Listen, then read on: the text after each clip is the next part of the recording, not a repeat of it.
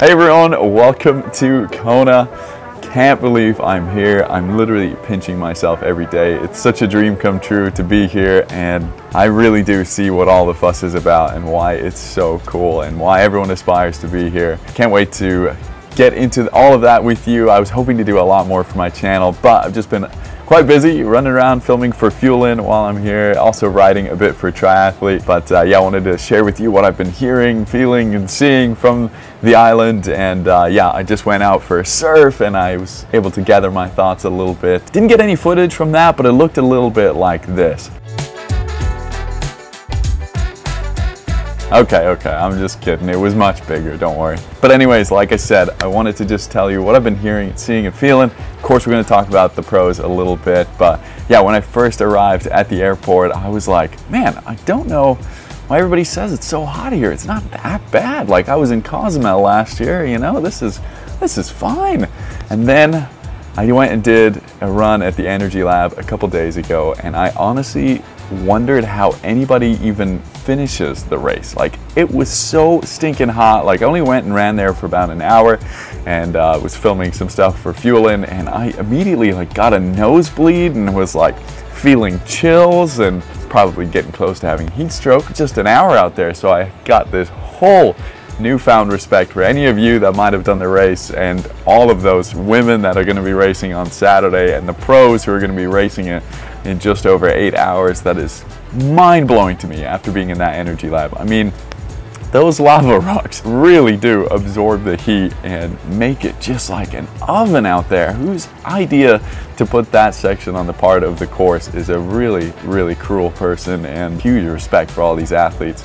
But yeah, since I've been here, it's been non-stop talk about the Ironman's new series.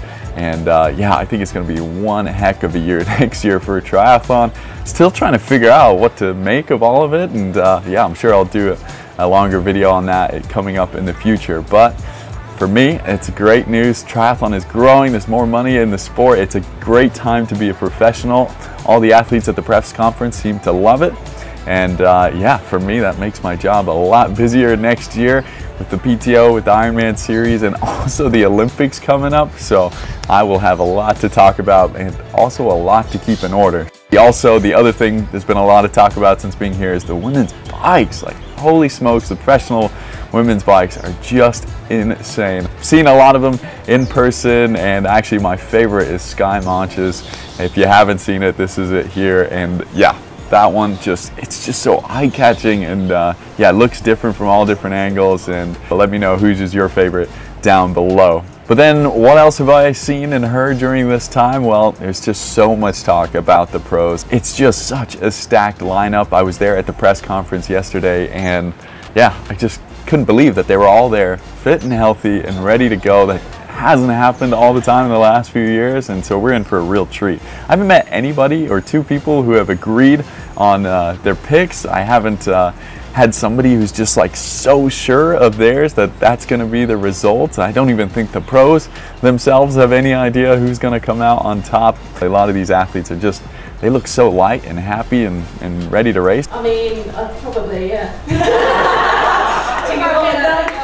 These women are tough, and that's, I guess, why they're all on the start line. With the energy of it just being a women's only triathlon, it's just so good to see them getting all the hype. I know I heard Sky talking about this on the Fighting Chance videos, which, by the way, I think Ironman is just really upping their media game and their content, and yeah, I love to see that. But speaking of Sky, I went and did an interview with her. Is banana or fruit? No, I know bananas are fruit. Get that, yeah, record that. Is banana on the record?